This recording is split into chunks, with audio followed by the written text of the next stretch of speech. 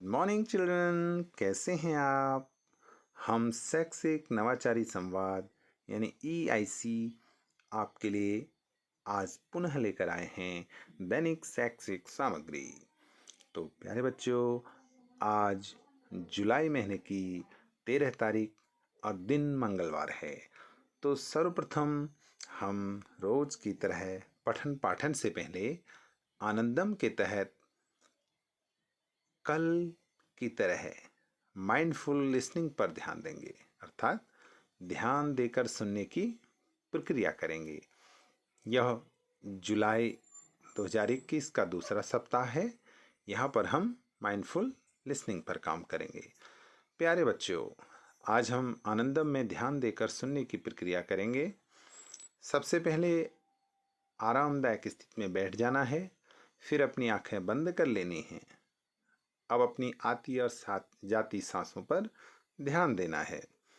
यदि ध्यान भटक रहा है तो पुनः अपनी सांसों पर ध्यान देते हुए 1 मिनट तक यही प्रक्रिया करेंगे। अब आप अपने आसपास आने वाली विभिन्न आवाज़ों को ध्यानपूर्वक सुनेंगे।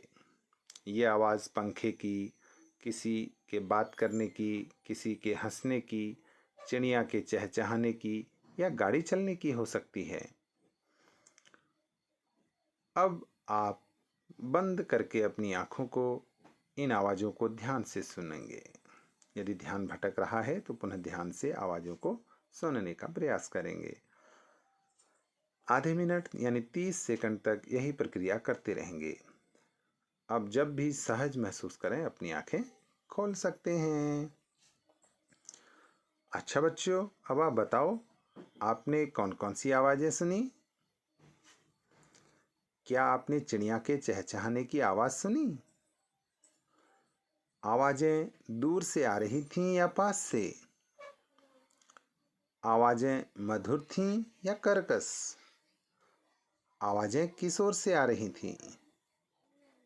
आवाज़ें देर से आ रही थीं या जल्दी जल्दी से? आपको एक समय में एक ही आवाज़ सुनाई दे रही थी या एक से ज़्यादा? तो बताओ। ओके, यही है माइंडफुल लिसनिंग।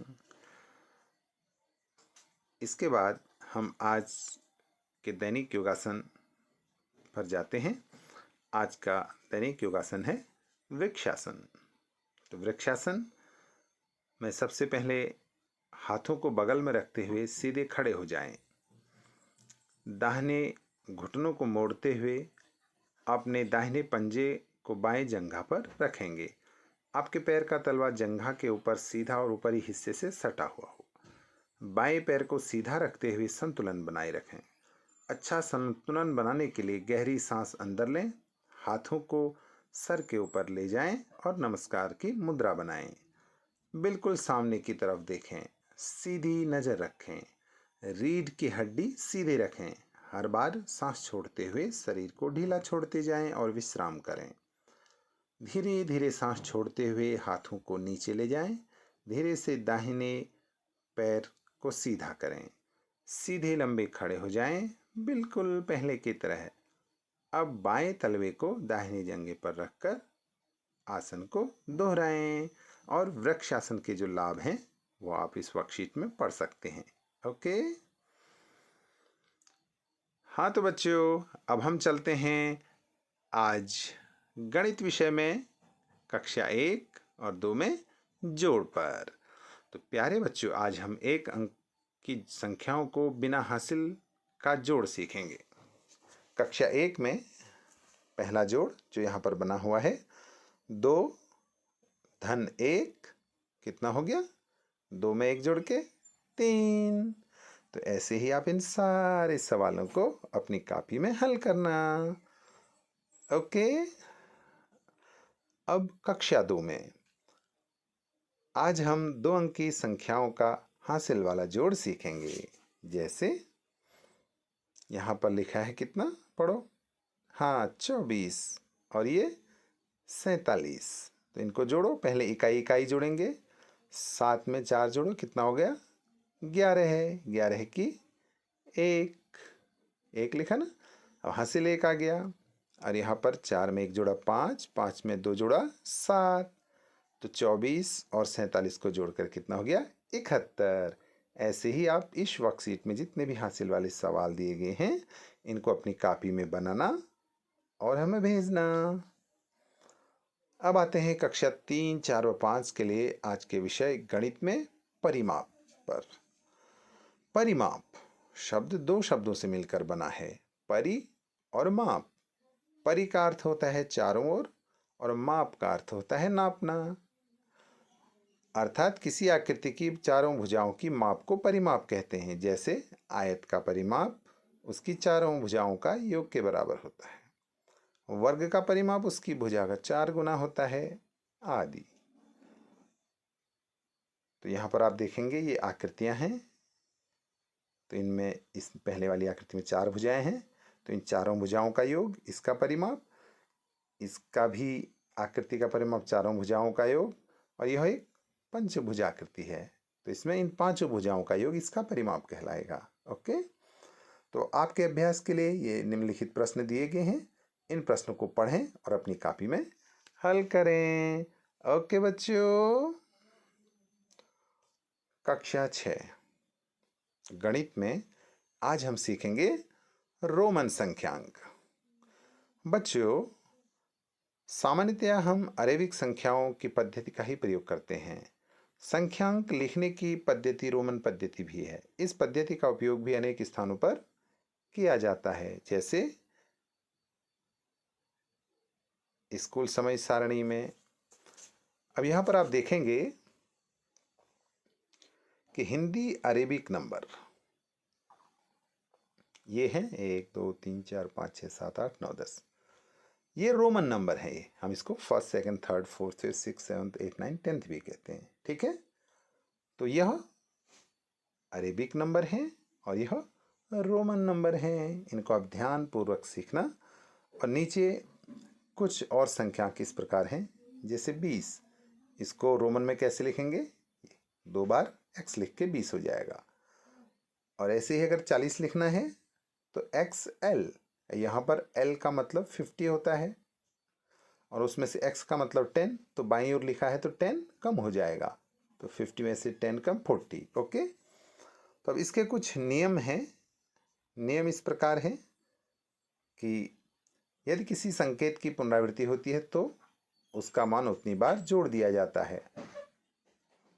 ऐसे ही और भी नियम हैं, आप पढ़ना और इसे हल करना। ठीक है, आपके लिए अभ्यास प्रश्न हैं, इनको अपनी कॉपी में बनाकर अपनी गुरुजी बहन जी को भेजना। ठीक है, ओके। अब बढ़ते हैं कक्षा 7 में। कक्षा 7 में गणित विषय प्राकृतिक संख्याएं। प्राकृतिक संख्याओं पर हम बात करते हैं। ठीक है, तो 1 2 3 4 5 6 7 8 9 ये क्या होती हैं? प्राकृतिक संख्याएं। और पूर्ववर्ती और परवर्ती संख्या, जब प्राकृतिक संख्या में 1 जोड़ देते हैं तो वह उस संख्या का परवर्ती होता है, अगर घटा देते हैं तो वह पूर्ववर्ती होता है। जैसे एक संख्या है 10, उसकी परवर्ती क्या होगी? 1 जोड़ दो 11 है, और 10 की पूर्ववर्ती क्या होगी? 9। ठीक है ना। अब इसके बाद पूर्ण संख्याएं। प्राकृतिक संख्याएं शून्य के साथ मिलकर पूर्ण संख्याएं बनाती हैं। तो पूर्ण संख्याओं में 0 1 2 3 4 5 6 7 8 9 ये सब आ जाएगा। ओके, ठीक है। अब हम बात करते हैं संख्या रेखा पर। संख्या रेखा ये आपको दिख रही है, यह संख्या रेखा है। इसमें 0 एक बिंदु होता है, उससे दाहिनी तरफ सब मान बढ़ते जाते हैं और बाईं तरफ घटते जाते हैं। इसी प्रकार यहाँ पर पूर्ण संख्याओं के गुण दिए गए हैं, आप इनको भी पढ़ेंगे। अब आपके लिए अभ्यास प्रश्न हैं, तो इनको करके आप इस वर्कशीट के माध्यम से पूरा करें और अपने गुरुजी को जरूर भेजें। कक्षा 8 में गणित विषय में आज हम बात करेंगे परिमेय संख्या की परिभाषा। जो संख्या P/Q के फॉर्म में हो या वो संख्या जिनको P/Q के रूप में व्यक्त किया जा सकता हो। जहाँ p अंश और q हर पूर्णांक है तथा q डज नॉट इक्वल 0, अर्थात q 0 के बराबर नहीं हो सकता है, q का मान 0 नहीं होगा, तो ये संख्याएं परिमेय संख्या कहलाती हैं। ठीक है, और इसी प्रकार आगे देखते हैं समतुल्य परिमेय संख्याएं, धनात्मक परिमेय संख्याएं, ऋणात्मक परिमेय संख्याएं हमारे पास हैं। अब इसी प्रकार हम इसमें परिमेय संख्याओं का निरूपण भी संख्या रेखा पर करेंगे। जैसे हमने आपको पहले बताया था कि अगर हमको संख्याओं का निरूपण करना है तो एक लाइन में बीच में 0 होता है, उसके दाहिनी तरफ धनात्मक संख्याएं आती हैं और बाईं तरफ ऋणात्मक संख्याएं। तो ऐसे ही धनात्मक परिमेय संख्याएं और ऋणात्मक परिमेय संख्याओं का भी निरूपण हम करेंगे। ठीक है बच्चों, तो आपके लिए यहाँ पर अभ्यास प्रश्न दिए गए हैं। इन अभ्यास प्रश्नों को अपनी कॉपी में हल करें और अपने गुरुजी बहन जी को जरूर भेजें। ओके। नैतिक शिक्षा। आज नैतिक शिक्षा में हम आपके लिए लेकर आए हैं किसान और दो घड़ों की कहानी। किसान और 2 घड़ों की कहानी। तो यह एक बहुत ही सुंदर, प्रेरणा देने वाली और सकारात्मक सोच पैदा करने वाली कहानी है। ठीक है, आप इसको ज़रूर पढ़ना और देखना कि जहाँ उस रास्ते में कभी पानी भरने वाले को दुख होता था उसके घड़े के लीक करने पर, तो बाद में उस रास्ते में फूल कैसे उगे। ठीक है, यह कहानी पढ़कर समझना। और यह कहानी से हमको शिक्षा मिलती है कि हमें किसी भी चीज़ को बेकार नहीं समझना चाहिए, हमें उसकी अच्छाई को ढूंढकर निखारना चाहिए। इसके बाद आज के सामान्य ज्ञान के तहत 5 प्रश्न। 15 अगस्त को भारत के प्रधानमंत्री झंडा कहाँ फहराते हैं? शाबाश, ये लाल किला है। इस लाल किले पर। तिरंगे के 3 रंग किस चीज़ के प्रतीक होते हैं? केसरिया त्याग और बलिदान का, सफ़ेद शांति का और हरा हरियाली का। Okay, good. बारिश होने के बाद आसमान में क्या नजर आता है? ये क्या है? हाँ, इंद्रधनुष। फ्लाइंग सिख के नाम से कौन जाने जाते हैं? मिल्खा सिंह। ये मिल्खा सिंह हैं।